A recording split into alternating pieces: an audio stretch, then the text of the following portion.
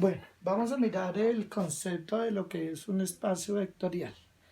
Básicamente, un espacio vectorial es un conjunto. Les voy a hacer acá una gráfica para ilustrar un poquito lo que sucede dentro de ese conjunto. Entonces tenemos aquí el conjunto. Lo van a encontrar por lo general con la letra V, el nombre del conjunto, pero pues la letra es lo de menos, ¿cierto? El V es porque es espacio vectorial. Ese conjunto es un conjunto que tiene unos elementos, por eso ahí van a encontrar en la definición que dice conjunto no vacío, es decir, que tiene por lo menos un elemento.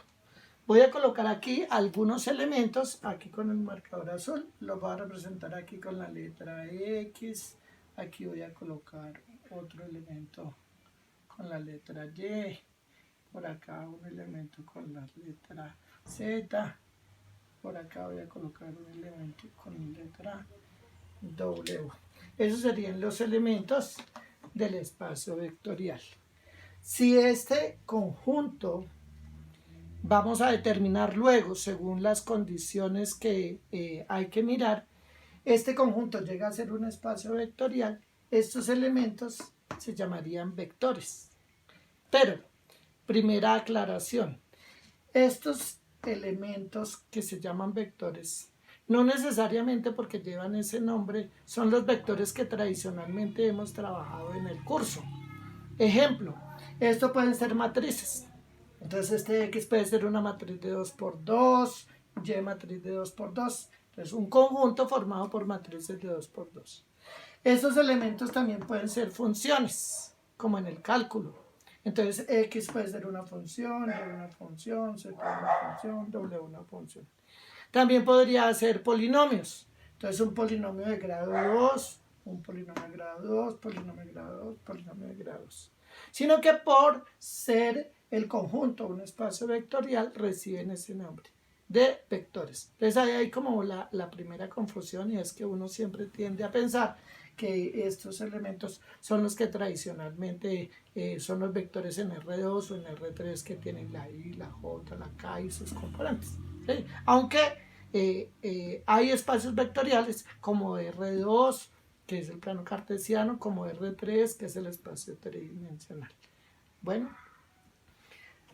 además de los elementos que pertenecen al conjunto B, se han definido dentro de este conjunto, se definen dos operaciones. Y las dos operaciones que se definen, entonces es una, la representamos con el signo más, que es la suma.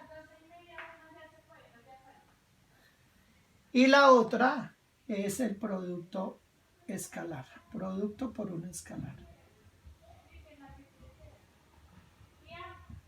Por un escalar. Bueno, y entonces, para definir la suma entre estos elementos, dependiendo de qué elementos son. Ejemplo, si son matrices, la suma que se define aquí es suma de matrices.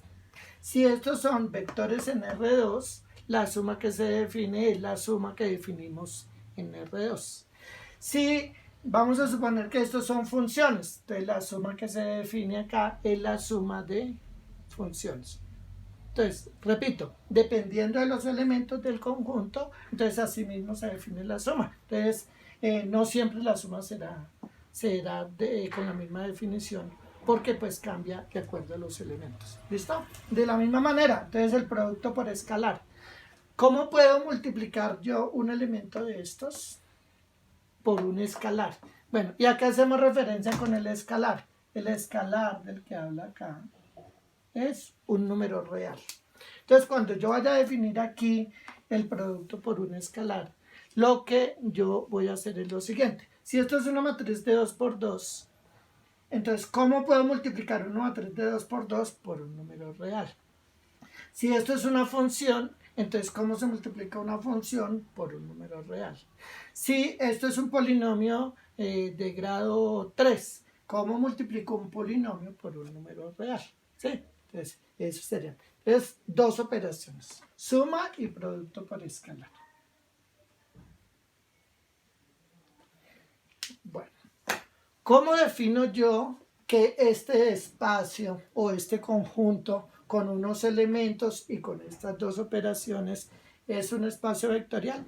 Debe cumplir con 10 condiciones, con 10 características, que son las que ustedes van a mirar en los videos y que van a mirar en el libro detenidamente, para luego determinar si este conjunto cumple con las 10 condiciones. Y si cumple con las 10 condiciones, entonces decimos que ese conjunto es un espacio vectorial. Dentro de las 10 condiciones, entonces va a encontrar las 5 primeras que aparecen en el libro, tienen que ver con la suma. Y las otras 5, de las 6 a la 10, son características que cumple el producto escalar. Entonces, dentro de la suma va a encontrar, por ejemplo, la primera. La primera es la propiedad clausurativa o la propiedad cerrada, se llama también. Lo que plantea es que si yo sumo dos elementos de este conjunto, por ejemplo aquí x con z, los sumo, la respuesta de la suma de estos dos me va a dar un nuevo elemento y ese nuevo elemento debe pertenecer también aquí al conjunto. ¿Sí? Eso es lo que plantea, pero se llama propiedad clausurativa o propiedad cerrada. Lo mismo la propiedad número 6. La propiedad número 6 habla exactamente de lo mismo, del producto por escalar que es cerrado o es clausurativo. Si yo tengo un elemento del conjunto y lo multiplico por un número real, al hacer esa multiplicación, el nuevo elemento que me dé también debe pertenecer aquí a este conjunto. Hay otras propiedades o hay otras características como es la propiedad asociativa, como es la propiedad conmutativa, y hay unas que hablan del elemento neutro. Dentro de este conjunto debe haber un elemento especial, lo voy a representar aquí con la letra E, pero casi siempre es el 0, o lo denotan así como 0, y entonces este elemento tiene una característica especial y es lo que llaman el elemento neutro. Que si yo cojo este elemento x y lo opero con e, me debe dar el mismo x. ¿Cómo pasa, por ejemplo, en los números reales? Entonces aquí el e es el 0. Entonces digo x más 0, x. 0 más x, x. Hay otra propiedad que también tiene que ver con este elemento, y es la propiedad del inverso, el inverso aditivo. Entonces dice, todo elemento de este conjunto, todos los elementos de este conjunto deben tener su inverso y el inverso debe estar metido dentro del conjunto. Ejemplo, si aquí tengo z, entonces debe existir el inverso de z, que se llama menos z. De tal forma que si yo opero z con el contrario, o sea, con menos z, me debe dar aquí el módulo. ¿Sí? De la misma manera con el W, que el W también debe tener su inverso y debe estar metido dentro del conjunto.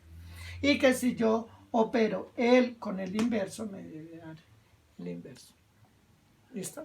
Bueno, entonces ahora la invitación es a que ustedes puedan mirar el libro detenidamente, cada una de las características que aparecen allí y mirar algunos ejemplos. Y también mirar los videos. Bueno.